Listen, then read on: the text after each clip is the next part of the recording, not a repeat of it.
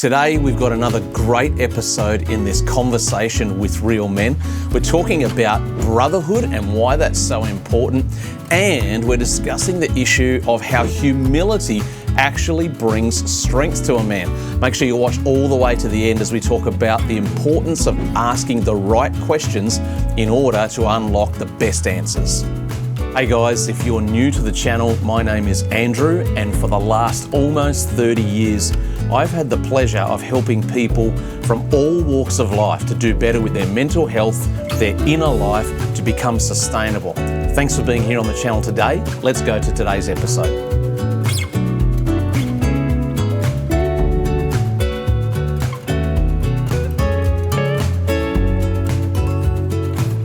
Yes, we're recording an episode for a YouTube channel, but actually what's going on here is it's a prototype or an example of what more men need to do in a context that we might describe as brotherhood, which sounds a little bit cliche and it can become a bit weird if you let it, but actually this is what it is. And I think if guys could find that, maybe they could find voice and point it in the right direction, as opposed to silence, which goes to medication. Yeah.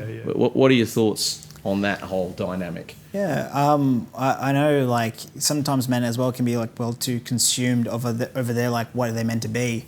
You know, or wearing so many different hats as a man. You're a father, you're a son, you're a husband, you're a provider, you're a worker, all these things. Pressure kind of gets to you. Yes. And trying to, share that, and it's like, I could share it, or I could just, have a six-pack and just drown that noise and just kind of like, all right, now I'm feeling a bit better. That helped. And then you go to sleep and then wake up and do it over again. And it can kind of be a trap in that sense where, if you're in that cycle, you're looking for this, as you said, medication. You self-medicate, and it's so destructive, so destructive. And it's trying to catch those signs early on because we have this inability to open up so easily, it tends to, shift more in that direction. And it can be destructive. And you can't talk, obviously you're talking to your mates and everything like that. And one day I had, trying to get my new house all set up and had so many things going on. And I was like, I had to make sure my kids were okay and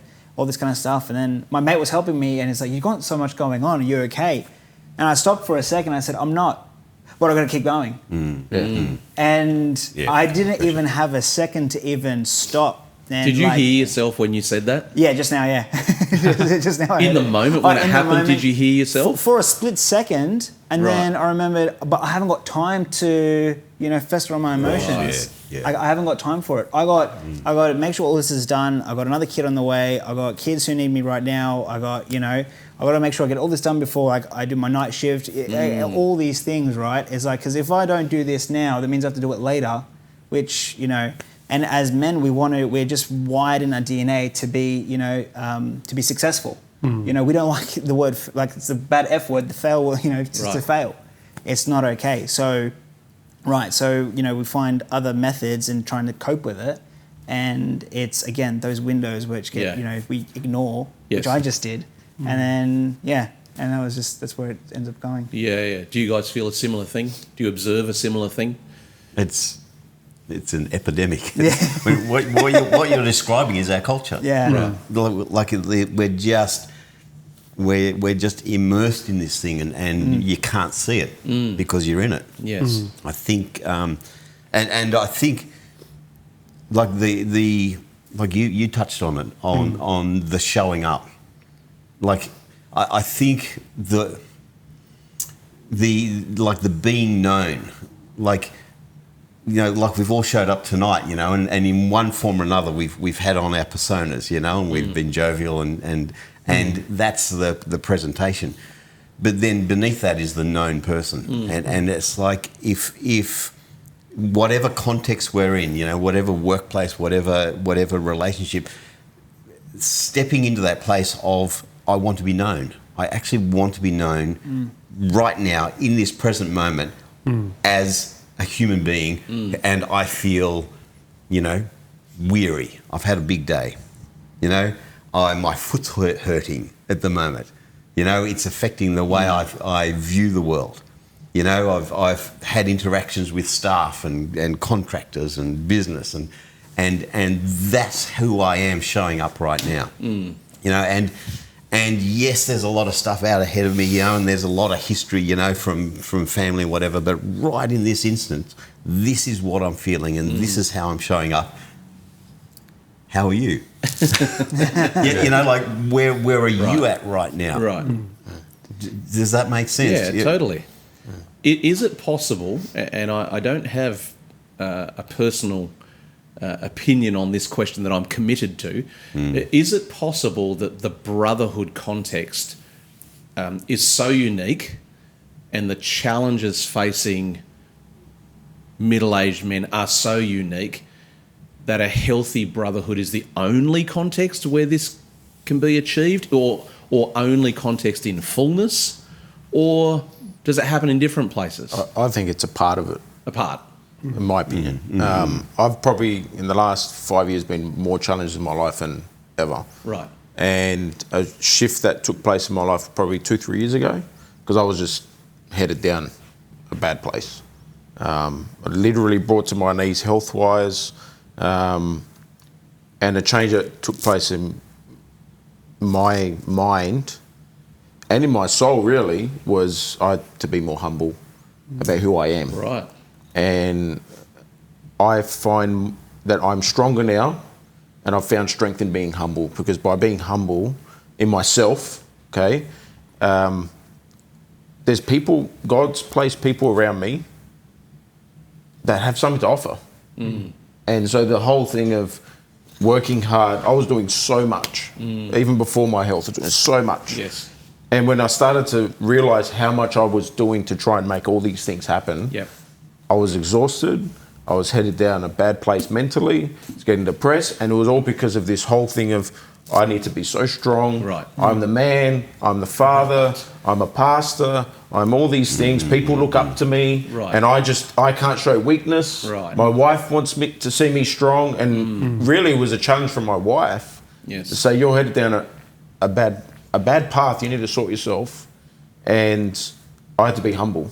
Right. And when I became humble, it then allowed me to get help from the Brotherhood, get help from people around me, get help from counsellors. And it's actually made me stronger for it, because I realised, you know what, I don't have to do everything. Right. I just need to be who I am. Yes. I've got something to offer the world too, and offer people around me.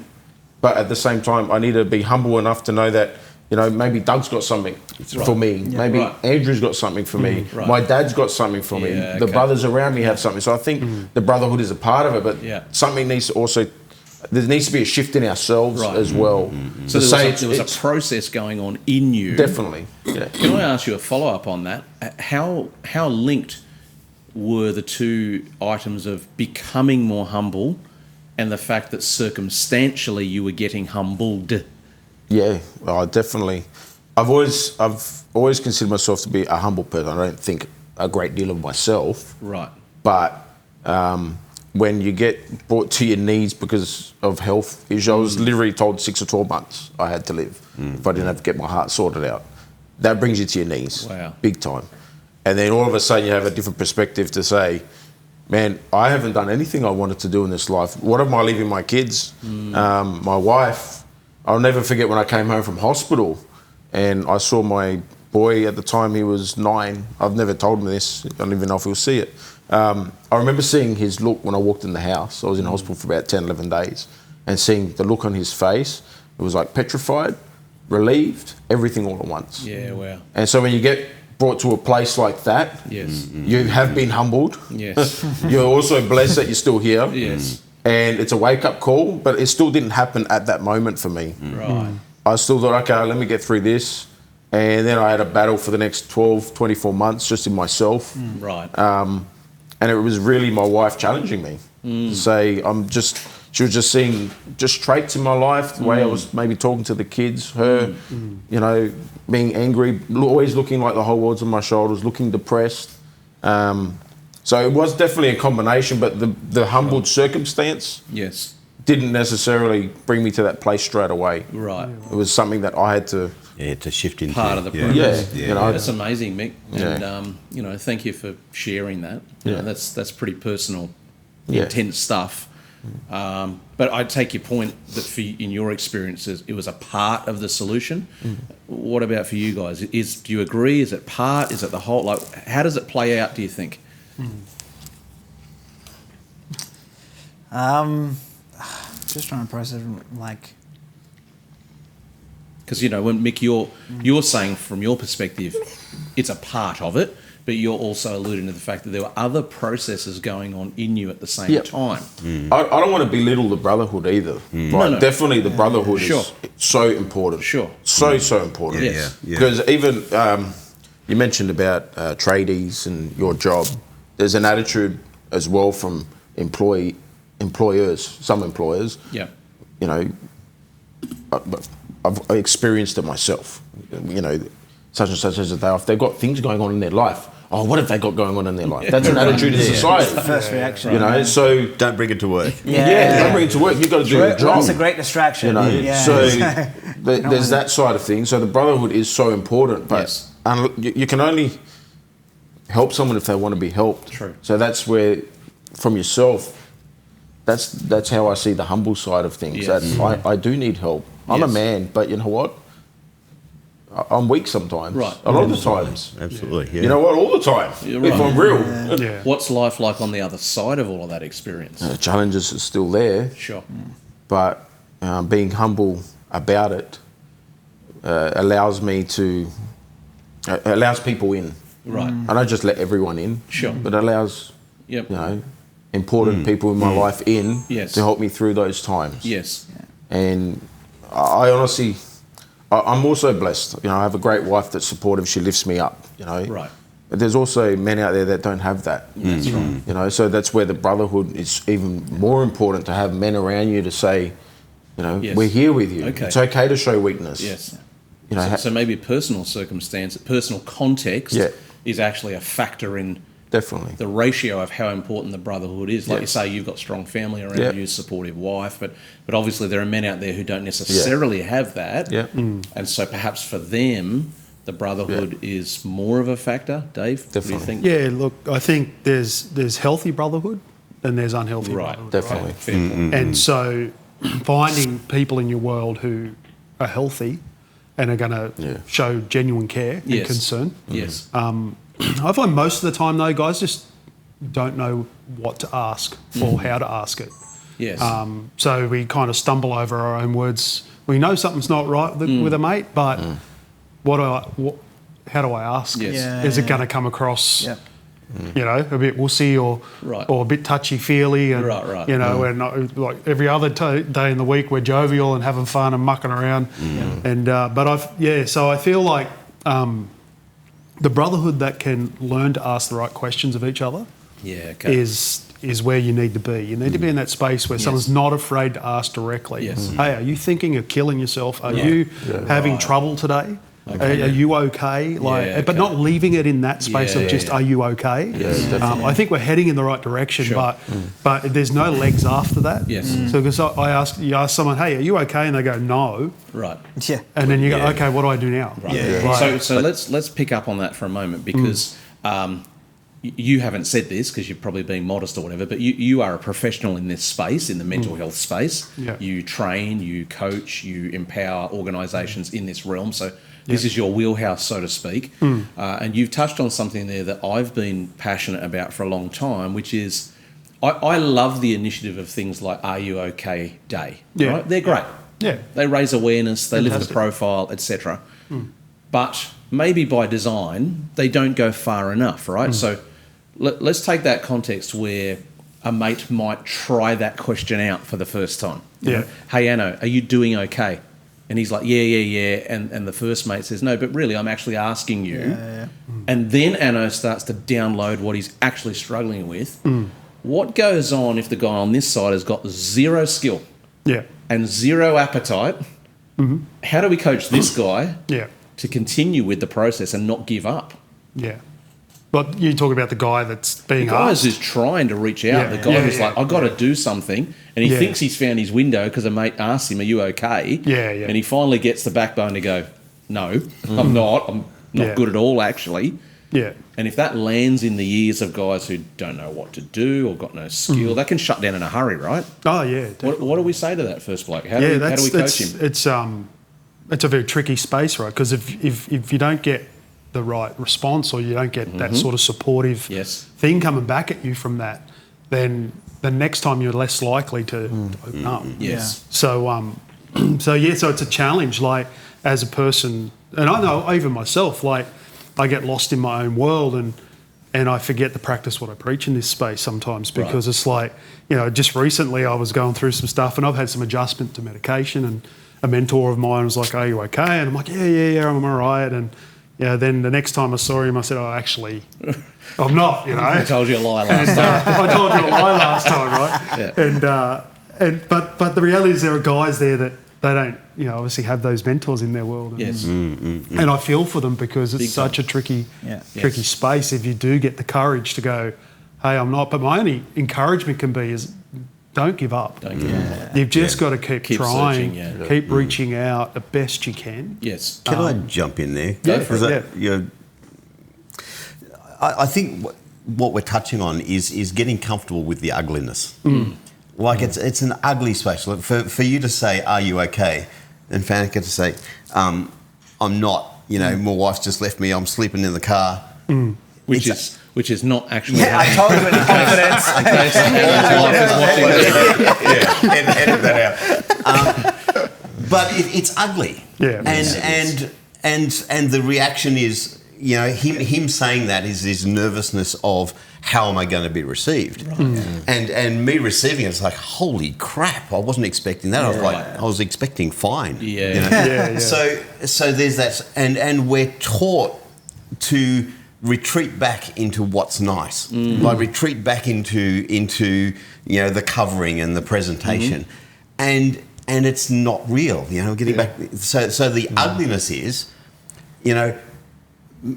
like you're feeling pain and you're expressing it and it's ugly coming out. My ugliness is to actually say, holy cow, I have no idea what to do with this, mate, but I'm going to step into the space. Instead of, palming it off into go and see a counsellor or let's have a beer, and you'll be right, mate. Yeah, you'll be right. Just step into the space, into the space. It's so true, isn't it? That's like one of the most powerful places to be. But I think we think, oh, we've got to have all the answers. Right. But it's actually going, hey, man, I do not understand what it feels like for you.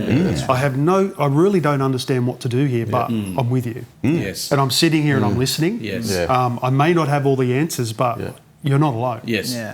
I think the mutual point that you two are making there is a really powerful takeaway for guys who are watching this now, this idea of, if you're the one who's struggling, don't give up on trying to search for a listening ear. And then secondly, maybe guys who are thinking, but I don't want to be stuck in that mode where I've got to hear that. Let's all take the pressure off. You don't have to have all the answers. You can actually just respond with, I'm really sorry to hear that. I don't know exactly what to say to you, but I'll walk with you. Let's get you some help together. Would that be fair? That's it. And the reality is, unless you've had specific training, no one has the answer. Like you don't have the right answer to say because apart from specific training, all the way through your schooling, all the way through uni, all the way through your apprenticeship, you're getting the opposite. You've been getting exactly the opposite, and it's like so you've got to almost work out with your mate. Okay, you're in strife. I've got no idea. Let's just move into the space. Wow. Yeah, I think one another aspect too. What I've realised more and more as I'm getting older is because I like talking. I'll talk. If I go out, catch up with a mate for whether it's a beer or a coffee or whatever, I like to talk, and I'm trying to teach myself listen. Stop talking, keep your mouth, and listen. And I'm finding as I'm doing that more, that's when I'm actually getting people, whether they're from church or whether they're just from my circle of friends, because we love our car stuff, wherever it is, that they actually now open to say, no, you know what? I remember having a conversation with someone on the phone a few months ago. We talk every few months. How you going? Oh yeah, the typical Aussie reply. Yeah, all good. You know how it is. Then I said, no, seriously, how you going? and then he just unloaded on me, and just listen. Yeah. Wow. So I'm also discovering listening to people, listening to those good friends, those brothers, people that I call brothers, listening to them. Yes. They're starting to. I think the Are You OK Day and all that is great. Yes. For creating that awareness, because even subconsciously people are going, it's okay to talk about this stuff. Yes. Yeah. And so. Yeah, absolutely. Go on. Sorry, I was just going to say, as men as well, I find it very interesting, the whole listening concept, because as men, we're problem solvers. Yeah. So as soon as we hear an issue, Right, we want to fix it. straight away it goes there, like, you know, and I definitely do a lot with my wife as well. She'll try and talk to me and stuff, and I'm like, why don't you just go do this? And it's like, it's not what I want to hear. And I'm like, well, what do you want from me? Famous last words. Yeah, that's exactly right. Yeah. We could be heading down a rabbit hole here, That's mate. right. I'm going to talk to my brotherhood. So it can kind of just, you know, it can be such a reactive response. How we'll listen to a problem and we want to solve it straight away. It's such a, and it's like, you know, training a muscle. You know, you need to kind of like pump the brakes, slow down, and just like kind of meditate on what's being received. And then, like we're saying today, it's echoing those words. It's okay to say, I don't know what you're feeling, but like we can try and figure it out together. Thank you for telling me. You know, that's a huge thing. That's right. Being vulnerable and just taking that first step and saying, I'm not okay. And I'm like, well, I'm sorry, you know, but I haven't got the answer for you, but, you know, thank you for telling me. Thank you for sharing. So, Absolutely. Let's go high level again for a moment and come back up. I hope you're getting a lot of great input from these episodes coming from this conversation with real guys. Please subscribe to the channel if you're not already. Make sure you hit the notification bell, and very importantly, leave us a comment down below. Tell us what your thoughts are about these subjects. Make a suggestion about what other things we can talk about, and whatever you do, tune into the next episode that's coming up real soon. We're talking about how important age is a factor in the challenges that men are facing.